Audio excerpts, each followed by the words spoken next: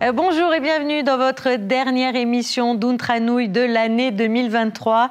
Une émission qui sera principalement consacrée au vote du budget primitif 2024, au sommaire de cette édition. Entretien avec la présidente, les clés du budget, le logement,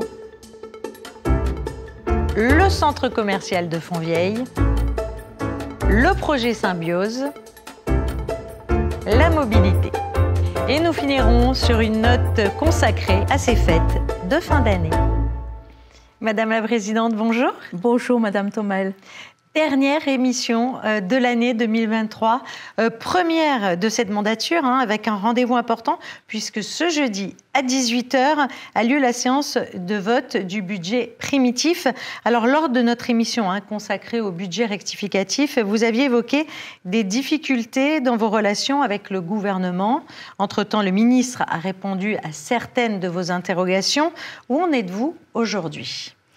Nous sommes dans un climat apaisé avec le gouvernement. Depuis le budget rectificatif, de nombreuses rencontres ont lieu. Maintenant, nous allons utiliser le terme de réunion d'échange.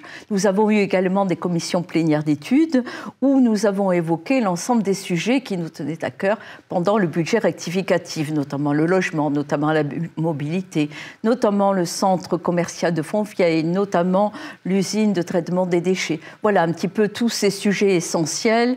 Et depuis, bien sûr, des discussions ont eu lieu, des échanges constructifs. Maintenant, disons que nous sommes dans un climat serein pour aborder cette dernière séance de vote du budget primitif. Pour mieux comprendre les grands enjeux de ce budget primitif, je vous propose d'écouter le président de la Commission des finances et de l'économie, Franck Julien.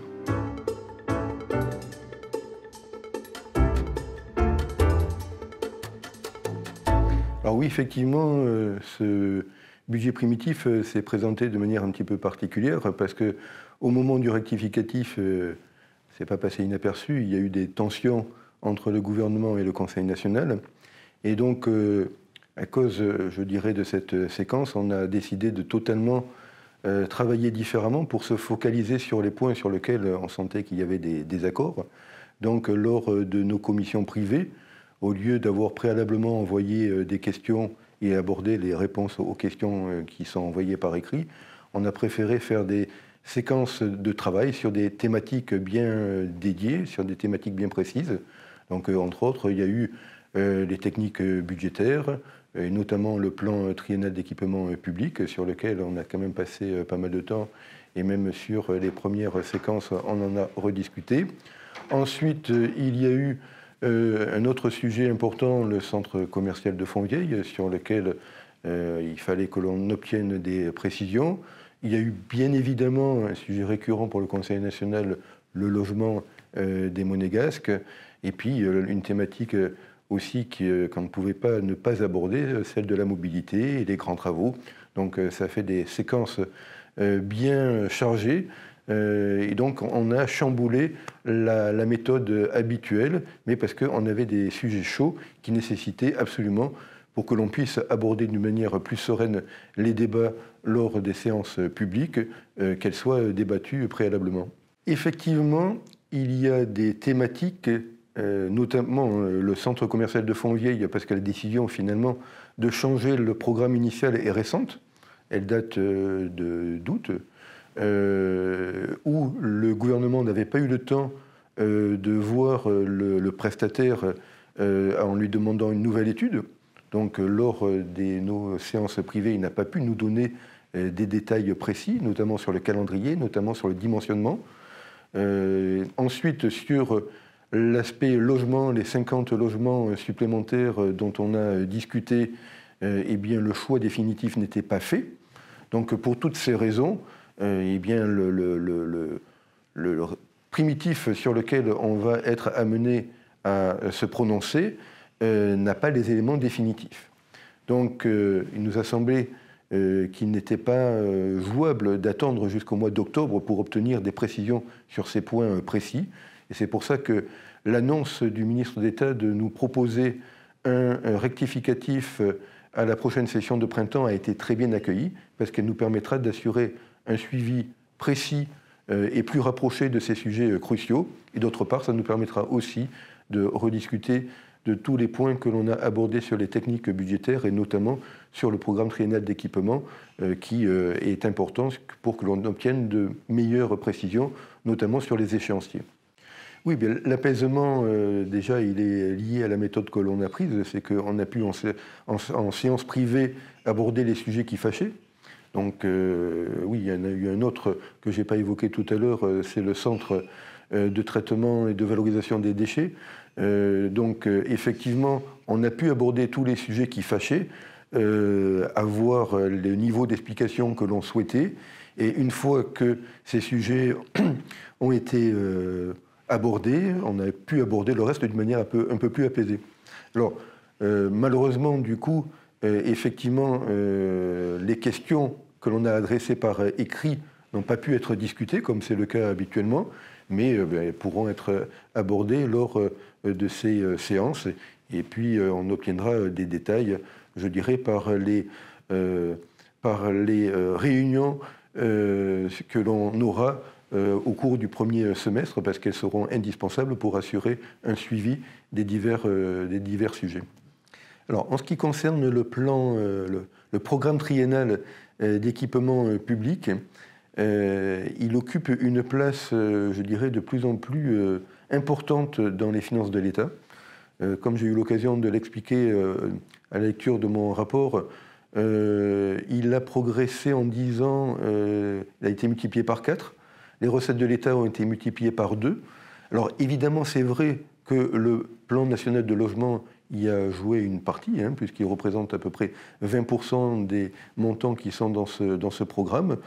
Pour autant, je dirais qu'il nous engage sur le futur, puisque pour donner un ordre de grandeur, en citant des grosses masses, on est à 10 milliards. L'inscription totale est à 10 milliards. Le reste à dépenser de 5 milliards.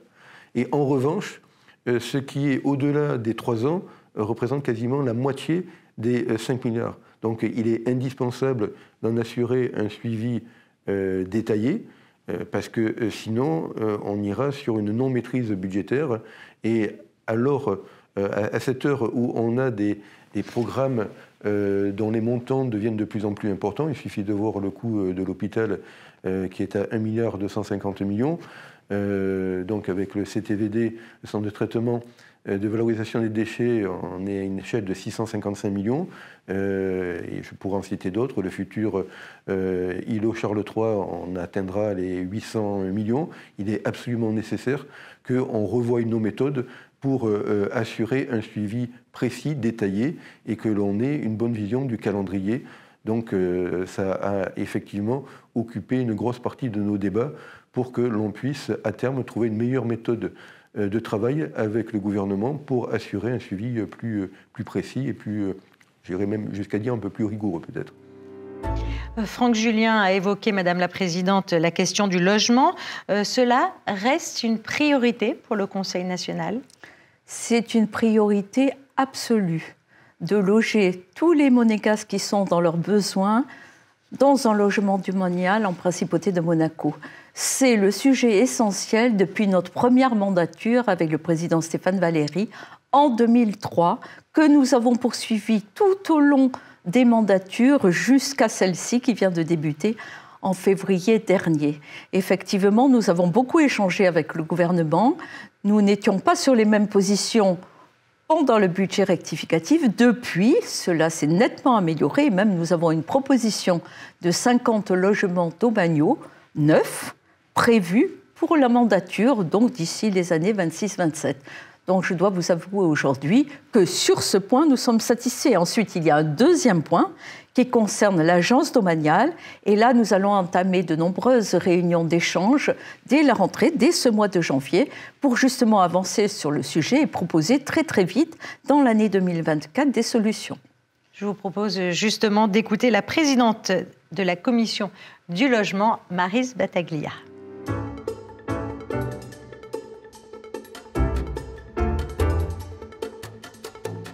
Le budget rectificatif a généré évidemment des tensions. Nous l'avons vu puisque le budget rectificatif n'a été voté qu'à une voix, la voix de la présidente du Conseil national. Mais aujourd'hui, nous ne sommes plus dans cet état d'esprit.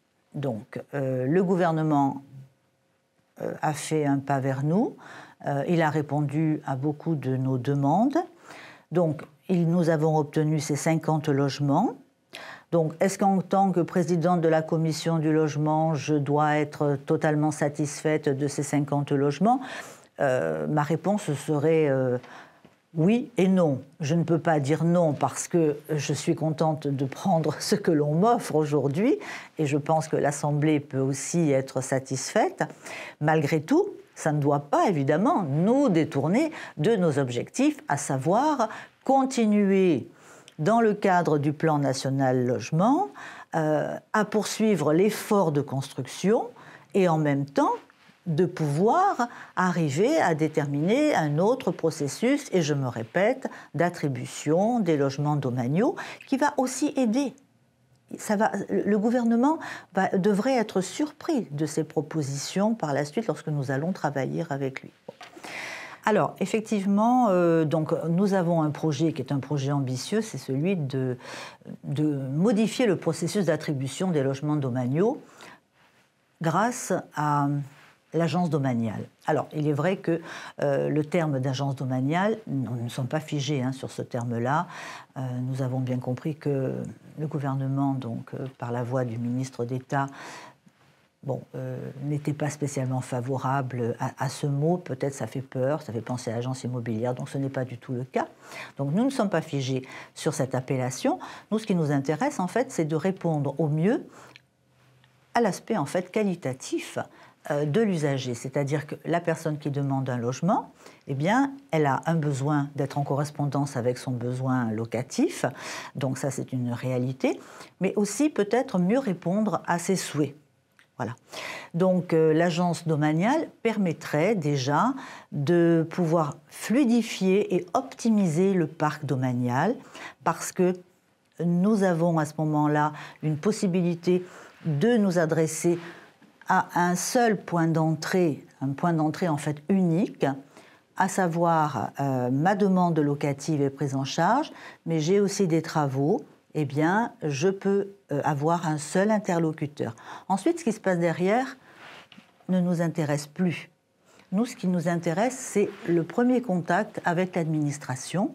Le suivi, après, se ferait. Donc, mais nous avons acté des réunions prochaines avec le département des finances et de l'économie nationale. Les relations ont toujours été excellentes et il n'y a aucune raison que cela change. Nous allons tous dans le même sens, à savoir mieux gérer le parc locatif, l'optimiser. Voilà, je pense que nous devrions y arriver. Sincèrement, l'agence domaniale permettrait aussi d'avoir c'est ce que nous proposons en tout cas, des commissions d'attribution domaniale de manière trimestrielle. Donc, on devrait pouvoir y arriver. On devrait pouvoir y arriver. L'agence domaniale, c'est un des objectifs de notre programme politique. Et je pense que le gouvernement y est sensible. Donc on va travailler sur ce projet sans grande difficulté. Voilà, je suis assez optimiste. Autre enjeu de ce budget qui devra rebondir lors du premier rectificatif au printemps, le centre commercial de Fontvieille. Alors vous sembliez surprise en octobre dernier. Qu'est-ce qui s'est passé exactement ? Alors le mot surprise est faible pour nous, parce que nous avons appris en séance publique. Donc, vous imaginez déjà la tension qui existait par rapport au sujet qui était abordé. Mais nous avons appris sur le siège que le centre commercial de Fontvieille n'allait pas se faire tel qu'il avait été prévu et tel qu'il nous avait été présenté au mois de juillet, c'est-à-dire 2 mois avant. Donc, on nous avait proposé l'ensemble des structures demandées depuis le mandat précédent. Donc, nous sommes aujourd'hui à 6 années d'études et à 6 années de discussions avec le gouvernement pour apprendre en direct, en séance publique, que le centre commercial ne se faisait pas. Donc vous imaginez bien notre étonnement et notre agacement en même temps. Depuis Bien sûr, là aussi, nous avons échangé, nous avons discuté et nous sommes dans un débat constructif avec le gouvernement pour justement entamer cette année de janvier sur la demande du gouvernement de nous rencontrer très rapidement, après qu'il ait consulté donc les personnes responsables, pour nous retrouver, vous venez de le dire dans votre question, lors de la session de printemps pour un premier budget rectificatif. Là aussi, ce sera un moment historique, parce que nous n'avons jamais vécu au printemps l'étude d'un budget rectificatif. En principe, cette étude se fait au mois d'octobre, pour le rectificatif et au mois de décembre pour le primitif. Ça va être une grande première pendant laquelle nous allons étudier l'ensemble des points qui nous divisaient et qui sont toujours en train d'être discutés aujourd'hui. Écoutons Corinne Bertani, la vice-présidente de la Commission des finances en charge du commerce et de l'attractivité.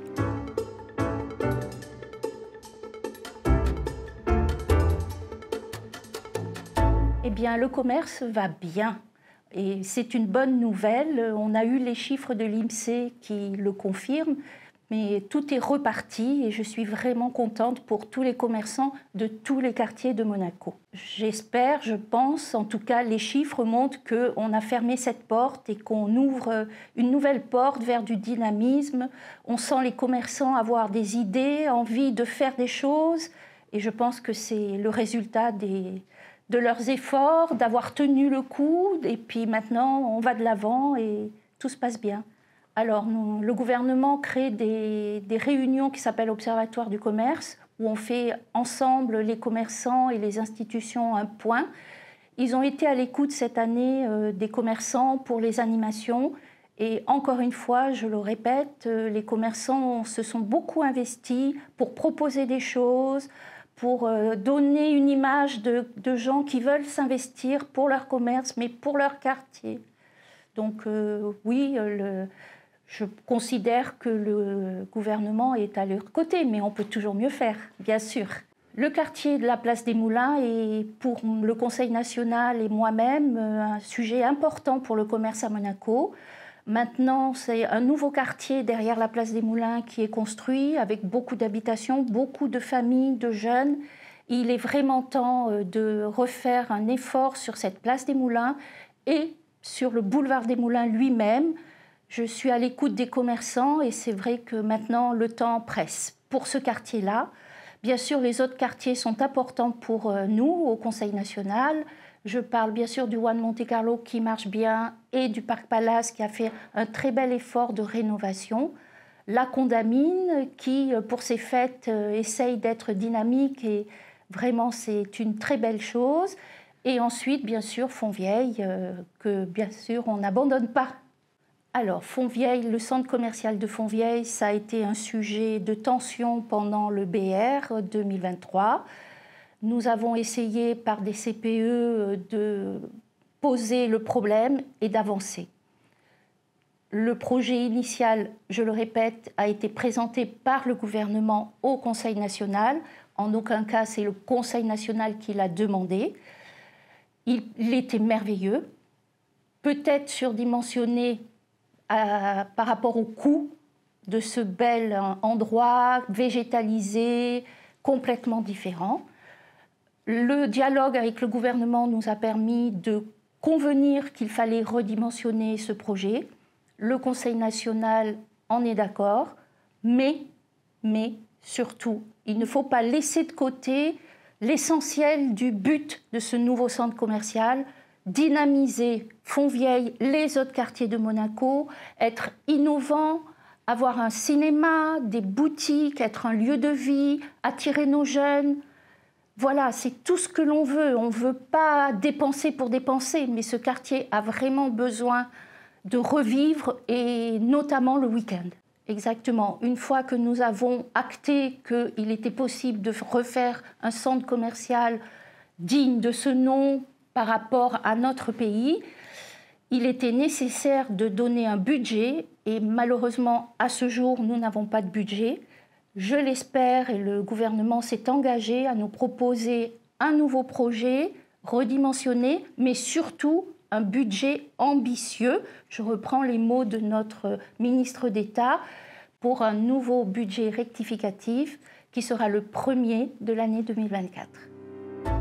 Autre question centrale, Madame la Présidente, pour le Conseil, est la future usine de valorisation des déchets, le fameux projet Symbiose.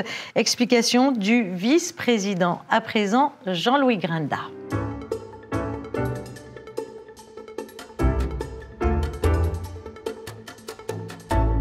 Alors le projet Symbiose est une idée qui vient de loin, puisque nous savons tous que l'usine de traitement des déchets est en fin de vie, qu'on allait en reconstruire une nouvelle, au même endroit, à côté d'un collège. Cela posait au moins quelques questions. Pendant des années, le gouvernement a fait du surplace. On ne sortait pas de projet, on était toujours dans l'approximatif, même s'il y avait une vraie volonté d'avancer. Il se trouve que la SMEG a été récipiendaire, si j'ose dire, d'une demande du gouvernement pour trouver une solution à ce problème qui semblait assez insoluble. Elle a trouvé une solution, le projet Symbiose. Ce projet Symbiose se situera donc sur l'îlot Charles III, à l'entrée de la ville, véritablement l'entrée de ville de Monaco par le bord de mer, et traitera les déchets en vertical, ce qui aujourd'hui ne se fait nulle part. Donc tout va monter jusqu'en haut. Par ailleurs, on traitera mieux, grâce au projet Symbiose, on traitera mieux les fumées toxiques. Dans ce projet Symbiose, il a été décidé de ne plus traiter les plastiques, parce que les plastiques, ce sont les éléments les plus polluants. Donc ces plastiques, nous allons les exporter pour qu'ils soient mieux traités ailleurs, ce que prévoit et autorise d'ailleurs la Convention de Bâle. Voilà le cadre. Le problème de tout ça, c'est qu'il nous a été vendu, entre guillemets, ce projet Symbiose, pour 370 millions, disons, il y a quelques années, et qu'aujourd'hui, on est à quasiment 2 fois plus. Quasiment. Enfin, un peu moins de 700 millions. Alors, on sait bien d'expérience en principauté que ce qui valorisait un jour à ce prix-là va augmenter considérablement avec les imprévus, tout à fait acceptables dans ce genre d'aventure, et l'actualisation financière, l'inflation. Donc, il nous semble, à tous les conseils nationaux, que ce projet va avoisiner le milliard d'euros. La seule question à se poser, c'est en avons-nous les moyens ? Avons-nous les moyens de traiter nos déchets à ce prix-là ? Parce que nous ne comptons pas encore dans tout ça le coût de vie ordinaire de cette nouvelle usine, mais ça va faire le prix de la tonne à traiter en principauté de Monaco sans doute le plus cher du monde. Ça, c'est un premier problème. C'est un problème que je crains, nous ne pourrons pas trancher lors de ce budget, puisqu'il a déjà été tranché unilatéralement par le gouvernement. Il n'y a pas moyen de faire autrement aujourd'hui, c'est trop tard. C'est la fameuse technique du pied dans la porte. Le problème a été traité et tranché. Le deuxième problème qui se pose, c'est que cette usine a été prévue également pour traiter les déchets de la CARF. La CARF, la Comité d'agglomération de la Riviera française, donc nos voisins. Il est sans doute de bonne politique de leur offrir cette opportunité. La vraie question qui est posée lors de ce budget, mais pour les budgets futurs, c'est à quel prix ? Parce que si nous traitons la tonne de déchets de la CARF au prix réel, je crois que nos amis de la CARF iront faire traiter leurs poubelles en France, où ça sera 5-6 fois moins cher. Et par ailleurs, si la principauté décide de subventionner lourdement, massivement le traitement des déchets de la CARF, cela pose quand même une question pour les grands équilibres budgétaires et les choix qui sont les nôtres. Alors, c'est un équilibre difficile, c'est un sujet sensible. On voit bien que depuis plus de 10 ans, il est traité sans qu'on démontre jamais qu'on a tout à fait raison ni tout à fait tort. Aujourd'hui, on est dans le bateau, il faut y aller. Je le dis avec regret parce que moi, j'étais partisan de l'externalisation complète du traitement de nos déchets. Tous les voyants, me semble-t-il, étaient au vert pour le faire. On a raté le train il y a une dizaine d'années. Aujourd'hui, on ne reviendra plus. Donc la vraie question, c'est si on travaille pour les autres, à quel prix ? Dernier enjeu capital, Madame la Présidente, vous l'évoquiez à l'instant, la mobilité. Alors sur ce dossier, Jade Aurélia, vice-présidente pour l'urbanisme et les grands enjeux de la Commission environnement et qualité de vie, nous donne son point de vue.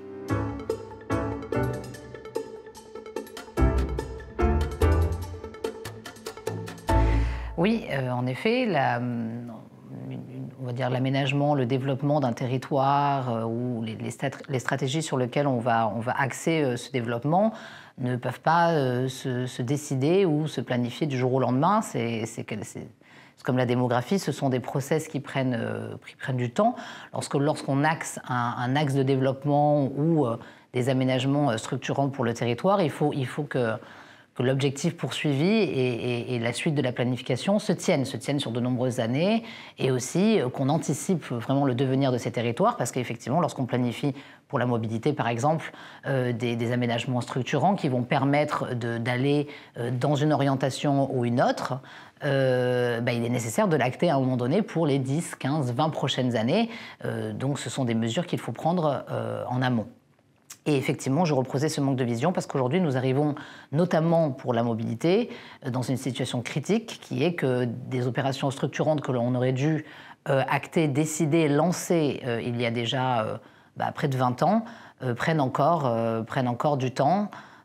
Même sans aller près de 20 ans, allez, 10 ans pour rester, on aurait pu acter certaines opérations structurantes, ce qui n'a pas été fait par le gouvernement précédent, ce qui aujourd'hui est pris quand même beaucoup plus au sérieux suite aux alertes du Conseil national et même en règle générale. Le gouvernement c'est une situation qui prenne beaucoup plus au sérieux, commence à acter certains projets structurants comme la Brasca, comme un site...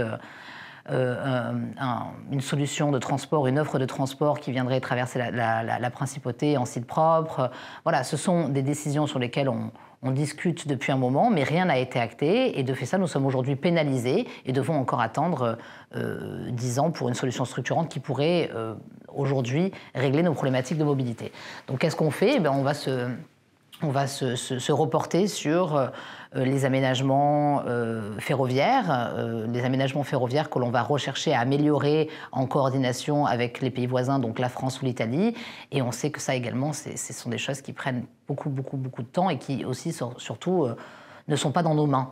Donc on perd un petit peu la maîtrise de notre développement, la maîtrise de notre territoire, et donc de ne pas y réfléchir, de ne pas avoir ce manque de vision et de le poser dans une documentation que l'on peut partager avec ses partenaires institutionnels comme le Conseil national et pour avoir des dialogues constructifs au budget avec le gouvernement. Ce sont des choses qui sont nécessaires et je trouve ça suicidaire pour un pays de ne pas avoir ce type de documentation. Donc aujourd'hui, ce que nous demandons, c'est de venir encadrer ce développement du territoire, de venir encadrer ces axes de stratégie pour les tenir sur un long terme et valider des décisions cohérentes et des aménagements cohérents avec le futur de notre territoire. Aujourd'hui, du gouvernement, nous avons obtenu, outre le fait de pouvoir acter un projet structurant qui viendra, on va dire, asseoir la vision pour la mobilité en principauté, nous avons à minima pu avoir un dialogue constructif avec le gouvernement, obtenir justement de la documentation prospective sur ce qu'il souhaitait faire. Nous avons obtenu le fait d'un dépôt pour ce prochain budget rectificatif de printemps, un dépôt d'une politique d'équipement, en tout cas des axes de développement pour cette politique d'équipement. Il faudra ensuite venir effectivement en discuter avec eux et plus l'encadrer pour ne pas que l'on retombe dans l'inaction sur des besoins structurants qu'a la principauté en développement, c'est-à-dire la mobilité, le logement. Voilà, ne pas attendre une pénurie pour réagir, ne pas attendre l'essoufflement d'un réseau de mobilité urbaine pour réagir et vraiment pouvoir planifier ça en amont et avec une vision de développement. On a en plus de la politique d'équipement qui sera initiée et démarrée à partir du à partir du printemps avec le premier budget rectificatif qui nous sera posé et qui sera nécessaire pour réorienter les axes de développement de la principauté, notamment en termes d'équipement sur les points majeurs que nous avons demandés, comme le CCF ou la mobilité. Nous avons aussi pu avoir un dialogue constructif avec un accord de réunion d'échange afin de poser ces sujets en attendant d'avoir de la documentation et des planifications plus prospectives posées dans une politique d'équipement, pouvoir avoir des réunions d'échange pour bien comprendre où est-ce que le gouvernement nous amène et où est-ce qu'il va avec le budget qu'il nous a déposé récemment. Sur tous ces dossiers, ce budget primitif sera important pour la principauté. Tout cela ne freine-t-il pas, Madame la Présidente, l'activité purement législative de l'Assemblée? Alors absolument pas. Nous avons débuté ce mandat en février 2023. Nous en sommes aujourd'hui, alors je vais vous donner le détail, à peu près sur une vingtaine de projets de loi et de propositions de loi votées. Nous en sommes à peu près à 14 projets de loi, y compris les lois de budget, et à 3 propositions de loi qui ont déjà été bien sûr travaillées, votées avec mes collègues, dont celle que nous allons proposer à la dernière séance lors du vote de ce budget primitif, c'est-à-dire la proposition de loi sur le handicap, qui a été une proposition de loi travaillée notamment avec M. Bergonzi, qui en sera le premier signataire, proposition de loi sur laquelle il travaille depuis maintenant plusieurs mois et qui va être signée par l'ensemble des conseillères nationales et conseillers nationaux. Donc vous voyez, un gros travail législatif. Je ne parle pas bien sûr de Monéval, qui nous a occupés pendant un long moment, notamment dans la commission de législation avec M. Thomas Brézot, et également sur l'Europe, dans la commission de M. Bergonzi, pour laquelle nous avons effectué une étude d'impact, tant sur le plan juridique que sur le plan économique, que vous pourrez trouver en lien direct sur le site du Conseil national. Madame la Présidente, nous arrivons à la fin de cette émission. Après le vote du budget ce jeudi à 18h, l'Assemblée aura bien mérité quelques jours de repos pour ces fêtes de fin d'année. Après tout, le Conseil national reste une grande famille. Absolument, Madame Thomel. Le Conseil national est une grande et belle famille d'une 50aine de permanents qui travaillent de façon impressionnante tous les jours au service de la Haute Assemblée. Je tiens, avec votre propos, à leur rendre hommage, à les remercier, parce que pour moi, ils font partie de notre famille, avec les élus, dans ce cadre magnifique institutionnel. Ils sont avec nous. Nous sommes tous une grande famille. Alors justement, nous avons laissé tourner nos caméras au sein de cette grande famille. Alors pour terminer cette émission et avant de vous donner rendez-vous pour le vote du budget primitif 2024 ce jeudi à 18h, je vous propose, Madame la Présidente, d'écouter quelques permanents et élus nous parler du sens de Noël.